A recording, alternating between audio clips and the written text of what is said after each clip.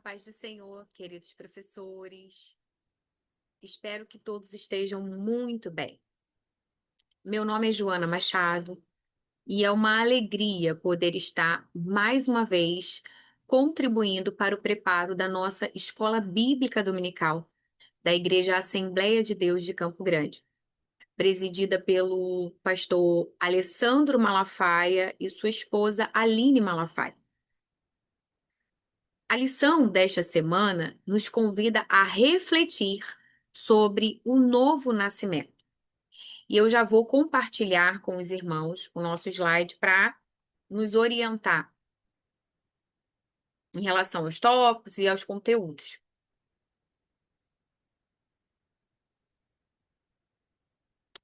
Estamos falando sobre a lição 5, o novo nascimento, o diálogo transformador com Nicodemos.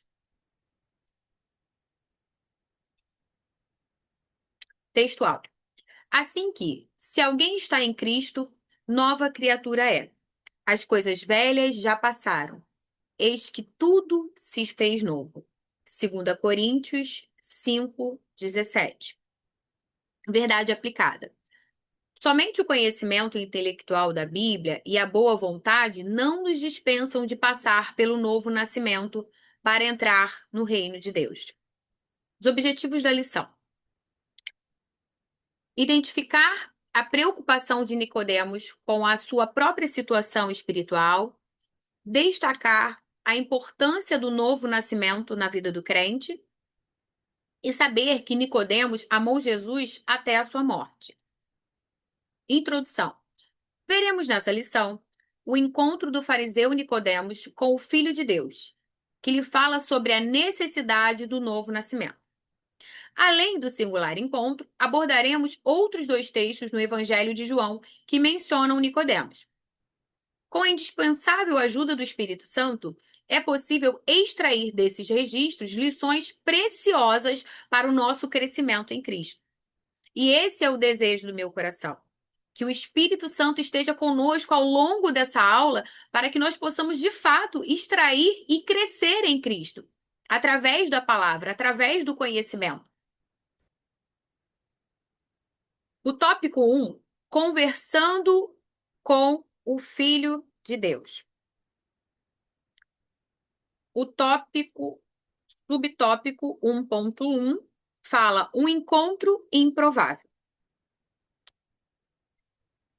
Por que improvável? Esse encontro, ele mostra uma quebra aqui, um Deus que atravessa os muros sociais, religiosos, emocionais, para encontrar o ser humano. Eu acredito que os irmãos, né, já tenham lido os textos de referências e todas as indicações que estão lá na nossa revista. E em João 3:1, né, em João 3, que fala sobre esse encontro de Nicodemos, no 1, fala assim: havia entre os fariseus um homem chamado Nicodemos, um dos principais dos judeus. Eu coloquei aqui um quadrinho para a gente perceber a diferença e o que faz com que esse encontro seja de fato improvável. Porque enquanto Nicodemos era um fariseu respeitado, Jesus, um rabi itinerante, informal. Enquanto Nicodemos era um membro do Sinédrio, uma elite religiosa, Jesus, filho de carpinteiro da Galileia. Enquanto Nicodemos era um conhecedor da lei, Jesus, o cumprimento da lei. Enquanto Nicodemos era parte da elite que perseguiu Jesus, Jesus, o Messias rejeitado pelos seus. Enquanto Nicodemos, um símbolo do status religioso, Jesus, um símbolo da escandalosa graça. Então, só aqui nós podemos perceber o que faz esse encontro ser improvável. E impossível aos nossos olhos, quando a gente olha esse homem religioso dentro de uma liderança, dentro de uma elite, e ele vai até Jesus, filho de um carpinteiro, uma pessoa simples, uma pessoa rejeitada pelos fariseus. E quando eu comentei lá que ele rompe, por exemplo, barreiras religiosas, porque os fariseus, eles evitavam contato com os mestres fora do sistema. Uma barreira hierárquica, porque Nicodemos estava num posto muito acima, e mesmo assim ele vai ao encontro. Social, porque Jesus vinha da Galileia, uma região desprezada pelos judeus religiosos da Judéia. Uma barreira cultural, porque Jesus falava de vida no espírito e Nicodemos vivia pela letra da lei. Em João 3:2 fala: Este foi ter de noite com Jesus. E aí a gente pode parar para refletir. Por que que ele vai à noite?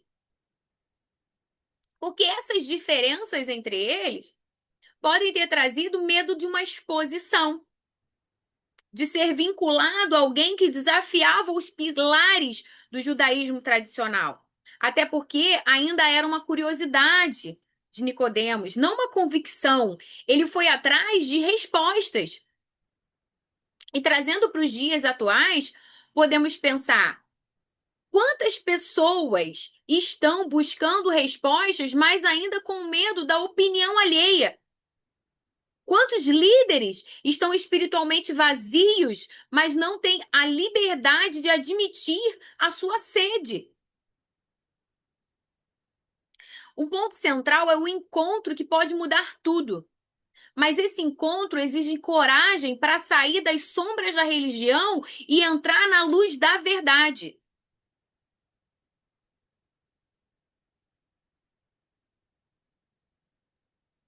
O slide não está indo, né? Desculpa, irmãos. E aí vem uma pergunta: encontros improváveis ainda acontecem? Sim, e muitas vezes são os mais transformadores. Às vezes, o encontro que mais precisamos é com alguém ou com algo que jamais imaginaríamos. É só a gente pensar um juiz federal indo pedir conselhos espirituais a um jovem ex-presidiário convertido, ou um intelectual renomado sendo evangelizado por uma senhora analfabeta, cheia do Espírito Santo. Se pararmos para pensar, a gente consegue achar esses exemplos no nosso meio. E são esses encontros improváveis que eles denunciam a nossa arrogância e revelam o poder de Deus. Quantas pessoas nós já descartamos em algum momento, achando assim: ah, essa daí nunca vai se interessar por Deus. E se for ela, né? E eu penso aqui, e se for essa pessoa que está indo ao encontro de Jesus agora, à noite, em silêncio, mas indo? Porque à noite, né, tá dizendo aqui de uma coisa mais escondida, menos exposta. Vemos em Nicodemos aqui mostra que até quem parece não precisar de Jesus, precisa. Muitas vezes, o improvável é só alguém que está lutando em silêncio. O evangelho, ele quebra muros e constrói pontes. Se Jesus recebeu Nicodemos, ele pode receber o cético, ele pode receber o político, o religioso, o frio, o ateu, o arrogante, até eu e você. Esse evangelho nos acolheu, ele nos recebeu.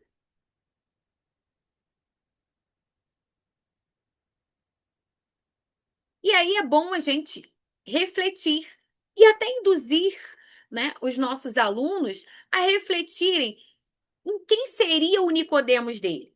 Porque quando a gente fala de Nicodemos, não é só um símbolo da questão religiosa, é um símbolo também daquela pessoa que acredita que ela não precisa de Deus, que ela não precisa de Jesus porque ela já segue tudo direitinho. Ela é boazinha, ela cumpre. Quem ou aquele que você nem acredita que nunca vai se chegar.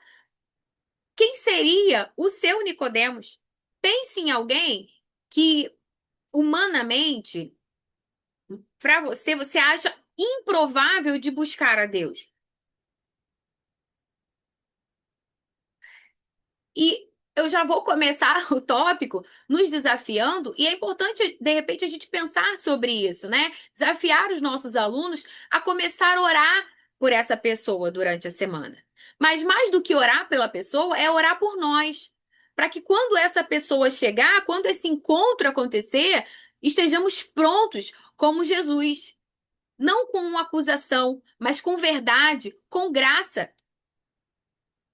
Nicodemos foi até Jesus. O improvável aconteceu. E naquele diálogo, o mestre dos mestres mostrou que a religião, ela pode sufocar, mas que a graça, ela liberta. Subtópico 1.2. É necessário nascer de novo. Rabi, bem sabemos que és mestre vindo de Deus, porque ninguém pode fazer esses sinais que tu fazes se Deus não for com ele. Jesus respondeu e disse-lhe: na verdade te digo que aquele que não nascer de novo não pode ver o reino de Deus. João 3, 2, 3. Nicodemos, ele elogia os feitos de Cristo. Mas Jesus vem com uma mensagem direta e desconcertante. Jesus não respondeu aos elogios de Nicodemos. Ele vai direto ao ponto essencial. Jesus rompe com a lógica religiosa meritocrática de Nicodemos. Pois para o fariseu, a entrada do reino viria pela linhagem, pelas boas obras, pela obediência à lei. E Jesus mostra que o reino de Deus só é acessado pela regeneração espiritual, somente nascendo de novo. Disse-lhe Nicodemos: como pode um homem nascer sendo velho? Pode, porventura, tornar a entrar no ventre de sua mãe e nascer? João 3:4.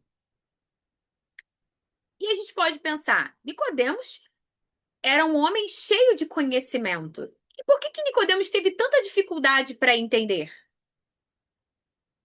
Porque provavelmente Nicodemos acreditava que Jesus ficaria lisonjeado com seus elogios. Nicodemos estava preso à literalidade. Como pode alguém voltar ao ventre? Sua fé era baseada na lógica, na tradição, no mérito. E Jesus falava de graça, Jesus falava de mistério. Também nunca havia se visto como alguém que precisava nascer de novo.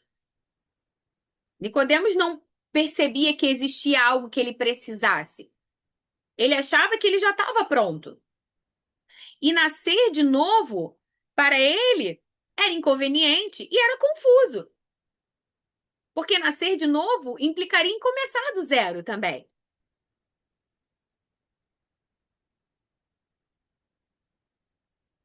Subtópico 1.3.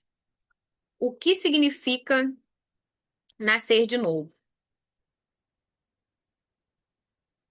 Eu trouxe aqui sobre o nascimento natural e sobre o nascimento espiritual, né? Sobre a literalidade, que seria esse nascimento natural, que Nicodemos está preso, e sobre o nascimento espiritual de que Jesus está se referindo.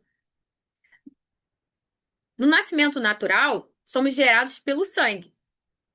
O espiritual, a gente é gerado pelo espírito. No natural, a gente entra no mundo físico. No espiritual, a gente entra no reino de Deus. No natural, a gente cresce em idade. No espiritual, a gente cresce em fé. No natural, tem identidade biológica. No espiritual, tem identidade espiritual. No natural, nós recebemos um nome. No espiritual, nós recebemos um novo nome, como está escrito lá em Apocalipse 2:17. Em João 3, 6 diz assim: o que é nascido da carne é carne, e o que é nascido do espírito é espírito. O novo nascimento, ele fala de uma regeneração espiritual. O novo nascimento, ele não é uma reforma moral, nem uma adesão a um novo sistema de regras. Ele é uma transformação interior operada pelo Espírito Santo. É o início de uma nova identidade que rompe com o passado, rompe com o ego, rompe com a confiança nessa carne. E isso indica que o novo nascimento não é controlado por nós, mas é um fruto da graça soberana de Deus. E Nicodemos representa todos os que acham que podem melhorar a si mesmos, sem morrer para o seu eu. O novo nascimento não trata de melhorar o velho homem. Ele trata de nascer um homem novo. Ainda hoje, esse novo nascimento é mal compreendido, porque muitos querem um Jesus que melhore as suas vidas, mas não que mate seu velho eu. Um Espírito Santo que abençoe as suas decisões, mas não que governe as suas vontades. O novo nascimento é radical porque nos tira do trono e coloca Cristo no centro.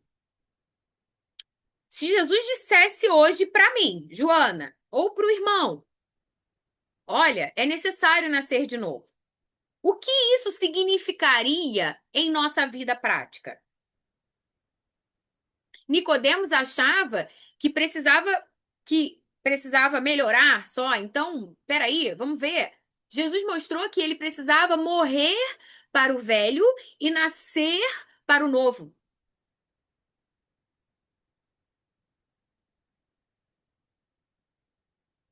A primeira palavra-chave é sou. Então, os irmãos anotem para apresentar lá na hora que forem dar presença no domingo. A primeira palavra-chave, sou. Tópico 2, compreendendo o novo nascimento. Subtópico 2.1, o novo nascimento transforma vidas.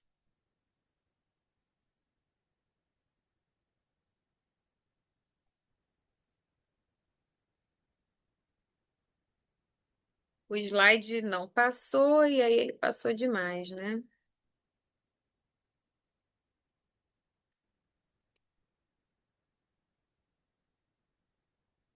Já estou crucificado com Cristo. E vivo não mais eu, mas Cristo vive em mim. E a vida que agora vivo na carne, vivo-a pela fé do Filho de Deus, o qual me amou e se entregou a si mesmo por mim. Gálatas 2:20. Nesse subtópico, a revista cita Gálatas 2:20 que está escrito e a gente já leu aí, né? E aqui nós podemos falar de uma vida carnal com novos hábitos. Não o novo hábito já na eternidade, mas começa aqui. Então é a vida nesta carne com uma nova consciência. Nascer de novo é ser transformado de dentro para fora. Uma mudança de consciência e não de aparência. Se revestir em Cristo, não se vestir de crente. E olha que aqui, quando eu falei de se revestir e não se vestir, eu não estou falando das nossas roupas, e sim das máscaras que colocamos. Não é sobre vestimentas, e sim sobre pessoas que em casa são uma coisa, na igreja é outra coisa, no trabalho é outra coisa. O que Jesus oferece aqui não é uma versão melhorada de nós. Ele veio nos dar uma nova vida, uma nova mente, um novo coração, uma mudança radical de natureza. E aí podemos perguntar, então, o que muda quando nascemos? Temos uma mudança de identidade. Deixamos de ser uma criatura para ser filhos de Deus, como está em João 1,12. Você deixa de ser alguém que tem uma religião e passa a ser alguém que tem uma nova origem. Temos mudança de valores. O que antes era prioridade, na nova vida já não é mais a prioridade. A nova criatura, ela deseja agradar a Deus, ela rejeita o pecado e ela começa a valorizar o que é eterno. E mudança de afeições. Os nossos afetos mudam. Você começa a amar coisas que antes você até ignorava. E passa a se incomodar com o que antes achava normal. Passamos a ter um pensamento alinhado à palavra de Deus. A pessoa começa a discernir e rejeitar o padrão do mundo. Uma vida que não dá sinais de transformação precisa urgentemente examinar se houve de fato novo nascimento ou apenas adesão a um sistema religioso. Porque é impossível que no novo nascimento nada mude.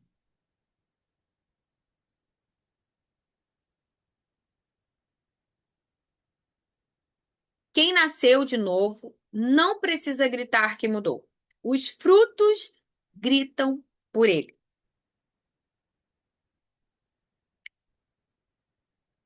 A necessidade do novo nascimento.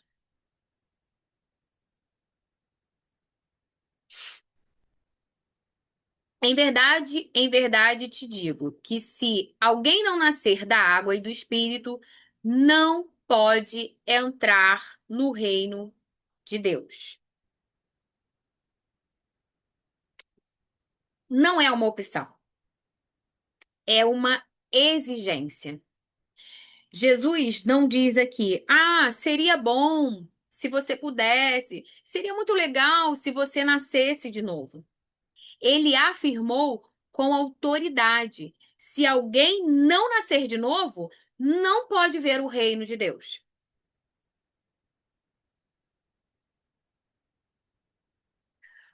Por que é necessário nascer de novo? Porque o homem natural está separado de Deus. Não somos apenas pessoas boas que erram de vez em quando. Somos pecadores por natureza. Então, nós percebemos aqui que a gente não precisa de uma melhora. A gente precisa de reconciliação. E essa reconciliação, ela traz transformação. Ela traz transformação de caráter. Ela traz transformação de pensamento. Ela traz transformação de comportamento. Em Romanos 3:23, está escrito: porque todos pecaram e destituídos estão da glória de Deus. Na página 35 da nossa revista, o comentarista diz que o gerado sempre será semelhante a quem o gerou. A aliança antiga só pode produzir uma vida antiga. A antiga aliança, baseada na lei, não podia regenerar o ser humano. Na verdade, essa aliança, ela acabava expondo a nossa condição. O homem, nascido apenas da carne, ele continua produzindo os padrões do velho Adão. Queda, orgulho, culpa, distância de Deus. Para sermos semelhantes a Cristo, precisamos nascer dele. Porque aí seremos gerados nele. E se formos gerados dele, seremos semelhantes a quem nos gerou, como está lá na página 35 da nossa revista. Então percebemos que a aliança antiga, ela só podia produzir uma vida antiga. Apenas a nova aliança, selada pelo sangue de Jesus e vivificada pelo Espírito, pode gerar em nós uma nova vida. Então, nascer de novo não é só necessário para ir ao céu. É necessário para ter Deus aqui, para ter Deus agora.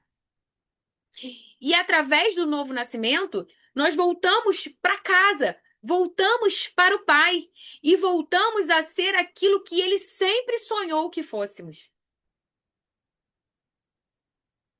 Em João 1, 12, 13, está escrito assim: Mas a todos quanto o receberam, deu-lhes o poder de serem feitos filhos de Deus, aos que creem no seu nome, os quais não nasceram do sangue, nem da vontade da carne, mas de Deus.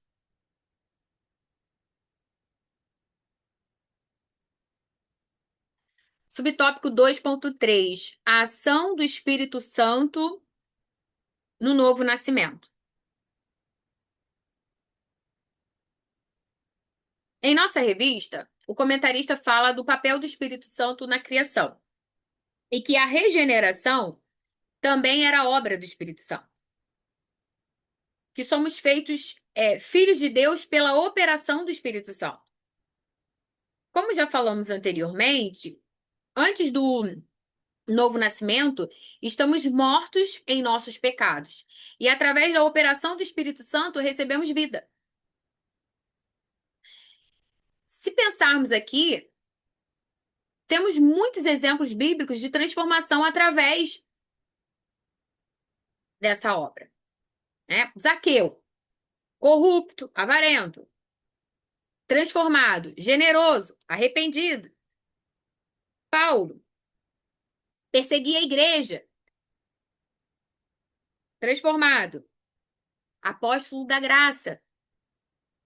A mulher samaritana, marginalizada, rejeitada, se torna uma missionária entre os seus. Gadareno, né? O endemoniado gadareno, violento, excluído, agora sentado, vestido, em perfeito juízo. Quando nós olhamos para esses personagens, nós percebemos que a transformação é algo tão visível que as pessoas não reconhecem mais a velha versão. E a gente citou aqui alguns exemplos, mas eu também acho importante citarmos exemplos contemporâneos, porque esses exemplos, eles fortalecem a nossa fé, porque eles trazem à memória aquilo que nos dá esperança, e eles fortalecerão a fé também dos nossos alunos. Porque a gente está levando testemunho vivo, testemunho fresco. Quem não gosta de uma comida fresca?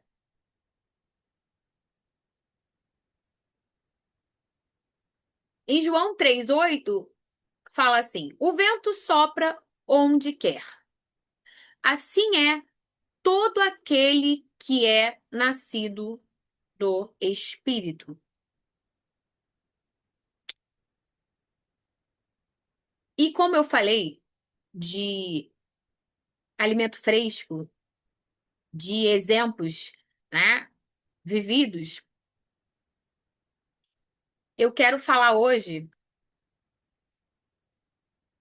sobre que o novo nascimento, nem todo novo nascimento acontece num culto.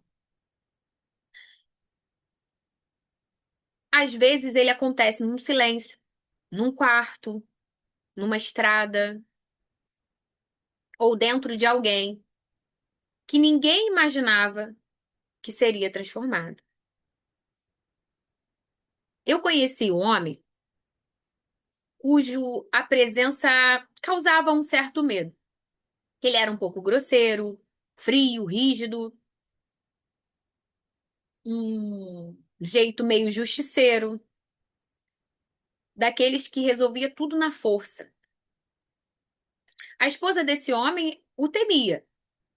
E os filhos tateavam, né? Os filhos andavam em volta dele como quem andava num campo minado. Quando eu penso em choro, ele não chorava. Vulnerabilidade? Não demonstrava nenhuma. Até que um dia ele voltou para casa chorando. E ele chorava como uma criança. E a esposa dele, sem entender, começou a rir. Não por deboche, né? Mas porque aquela cena era impossível demais de acreditar. E, no entanto, real demais para negar. Naquele dia, ele contou para sua esposa que tinha tido um encontro com Cristo. E a transformação ela foi irreversível. Óbvio que não foi naquele dia que transformou tudo. Aquele dia quebrou esse homem. O homem que não chorava estava chorando. O homem que achava que não precisava de nada nem ninguém, agora ele percebe a dependência, a necessidade que ele tem. E como esse homem ele foi transformado, esse homem que antes matava bandidos, agora ele evangelizava os marginalizados, ele evangelizava o que resolvia tudo no grito, na ameaça, na força. Agora ele pedia perdão com humildade. O homem que era viciado em bebida, em cigarro, em mulheres, agora é servo fiel, um esposo presente, um bom pai, um filho do Deus vivo. Irmãos, essa história que eu estou contando, eu não li num livro. Eu vivi. E esse é o meu Nicodemos, que eu trouxe para apresentar para os irmãos. Esse Nicodemos era o meu pai. E por causa desse encontro que ele teve com Cristo, hoje eu posso dizer sem hesitar que eu não conheço Jesus apenas de ouvir falar. Os meus olhos o viram. Primeiro na transformação da vida do meu pai, depois na restauração da minha família.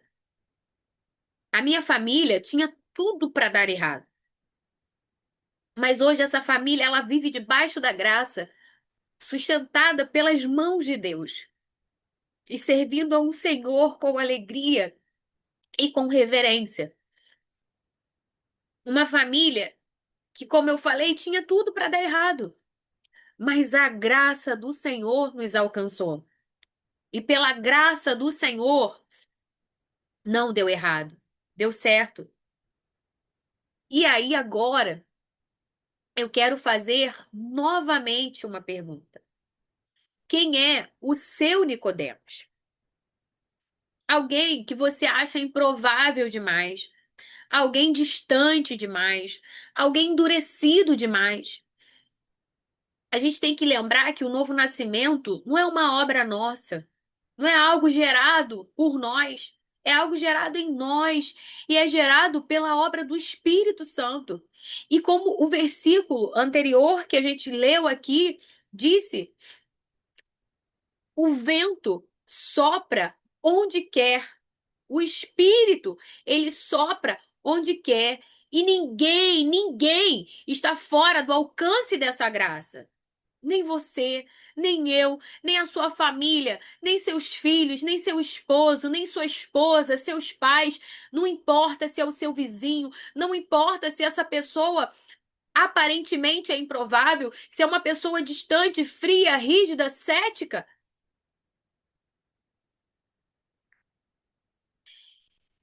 Às vezes nós estamos tão focados em fazer algo grandioso, algo que brilha aos olhos dos outros, que não percebemos a grandiosidade de um simples gesto, de uma palavra dita no momento certo, de um convite feito com amor e temor a Deus.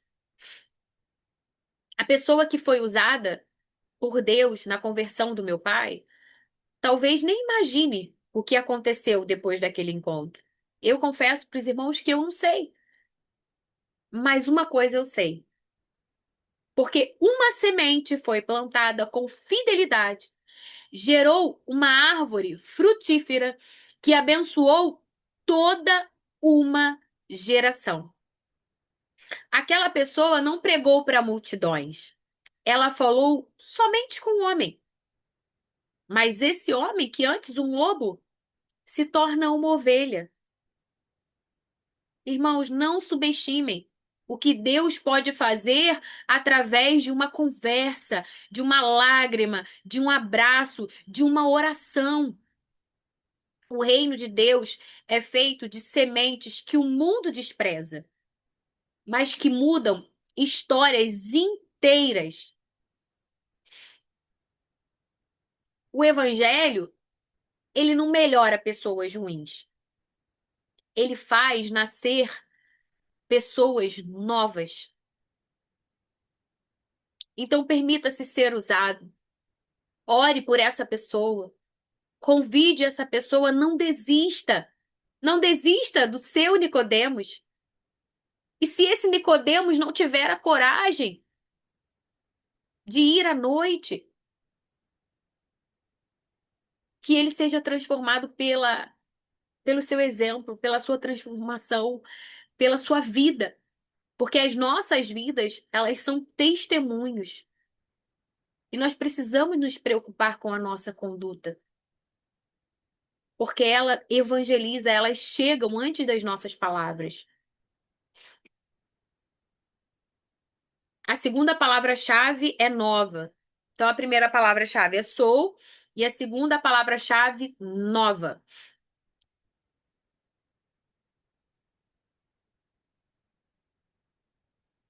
Tópico 3. Nicodemos no Evangelho de João.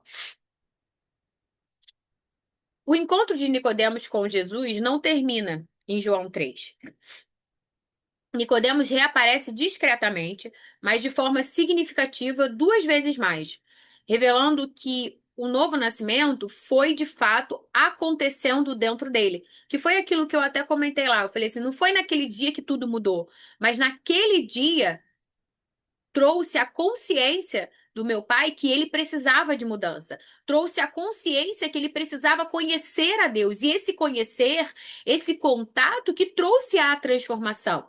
Então, Nicodemos teve um primeiro encontro, um encontro curioso, um encontro escondido, sem exposição, evitando ao máximo essa exposição. Mas depois, os próximos encontros vão revelando um pouco mais de proximidade. Nicodemos reconheceu Jesus como mestre. Nicodemos começa chamando Jesus de Rabi, né? Reconhecendo que há algo diferente nele.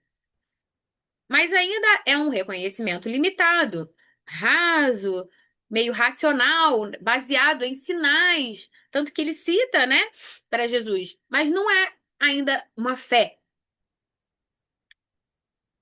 E a gente percebe que muitos respeitam Jesus como um bom mestre. E hoje, então, a maioria das pessoas falam, não, porque Jesus, porque Jesus. Então eles respeitam como um bom mestre, mas ainda não, muitos ainda não reconhecem Jesus como o Filho de Deus. Mas a gente também tem que entender que a fé que salva, ela começa quando deixamos de ver Jesus como um mestre entre muitos e passamos a vê-lo como o único caminho. Então não basta reconhecer que Jesus pode fazer. A gente tem que reconhecer ele como o caminho, como a verdade, como a vida.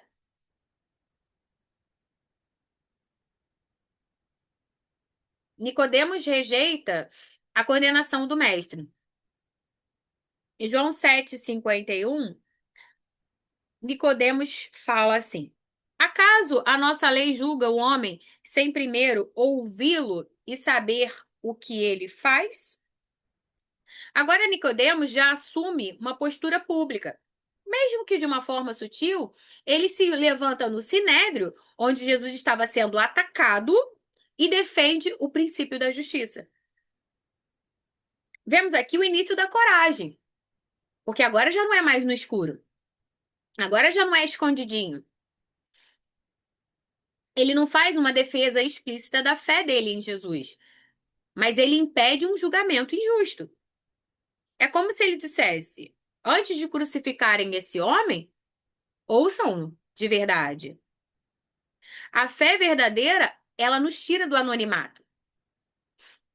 O nascido de novo deixa de apenas admirar Jesus em segredo e começa a defendê-lo em público.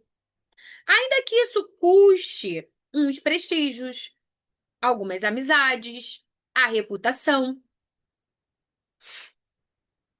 Nicodemos rejeita a condenação precipitada de Jesus e ele planta uma semente de justiça no meio de um tribunal hostil. Seu gesto não o salva ainda, mas o posiciona no caminho da verdade. A fé dele está amadurecendo. E essa fala de João, né, 7:51, é o segundo degrau da jornada espiritual de Nicodemos. Nicodemos estava saindo das sombras e caminhando para a luz.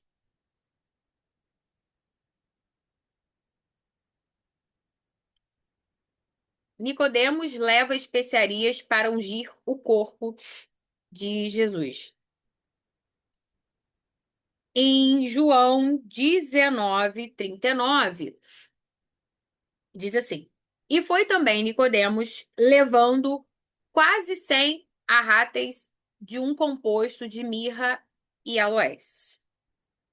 Agora Nicodemos aparece em plena luz do dia, associando-se publicamente ao corpo de Jesus morto. E isso era um gesto de honra e amor. Levar essa quantidade de especiarias era um gesto digno de reis e revela um reconhecimento de que Jesus não era apenas um mestre, era um senhor. Nicodemos passa pelas etapas, como nós vemos em João 3, de um curioso que vai à noite em segredo, e aí depois um corajoso que defende Jesus em público, em João 7, e em João 19, um comprometido que honra Jesus em seu sepultamento. Percebemos aqui que a fé não é apenas o que cremos, é o que ousamos fazer por aquilo em que cremos. Nicodemos ensina que não é tarde demais para se posicionar por Cristo. A fé verdadeira somente onde há entrega. Então, a fé, ela gera ação. A fé, ela não vem só com palavras. E, e toda essa lição que nos convida a refletir sobre o novo nascimento traz para nós essa reflexão. Primeiro em nós. Nascemos de novo? Estamos vivendo uma nova vida? Estamos, de vez em quando, voltando a visitar o lugar do novo homem? E também a refletir sobre aqueles que nós rejeitamos, aqueles que nós julgamos, aqueles que nós acreditamos que é impossível, sobre perseverarmos em oração e sobre a importância do Espírito Santo no novo nascimento. Não somos nós que vamos gerar no outro um novo nascimento, mas seremos ferramentas do Espírito Santo para que pessoas venham nascer de novo, através da palavra de Deus e através da obra do Espírito Santo. Que Deus nos abençoe.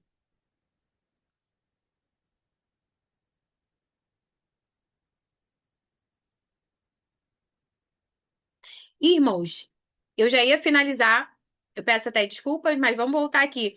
A terceira palavra-chave é criatura. Eu acabei me empolgando aqui, né? Porque a gente tu conta os testemunhos, fica feliz, porque traz a memória, porque aquece o nosso coração. E eu até esqueci, né, de levar para os irmãos também a conclusão. A conclusão. Concluímos que Porque todos pecaram, todos precisam se submeter à condição estabelecida por Deus para entrar em seu reino, o novo nascimento. Essa experiência é resultado da ação do Espírito Santo e da palavra de Deus na vida daquele que crê em Jesus Cristo e se arrepende de seus pecados. Atos 2, 38, 3, 19. Resultando em um viver como nova criatura em Cristo, 2 Coríntios 5, 17. Então, só para a gente lembrar, e eu trouxe aqui para memorizar, a palavra-chave, a primeira é sou, a segunda nova e a terceira é criatura. E aí eu coloquei o em Cristo, porque nós só somos nova criatura em Cristo. Mas as palavras-chave são sou, nova criatura. E agora sim, que Deus os abençoe, que tenhamos uma semana cheia da presença do Senhor nas nossas vidas e que sejamos ferramentas dele para encontrar os Nicodemos que estão por aí.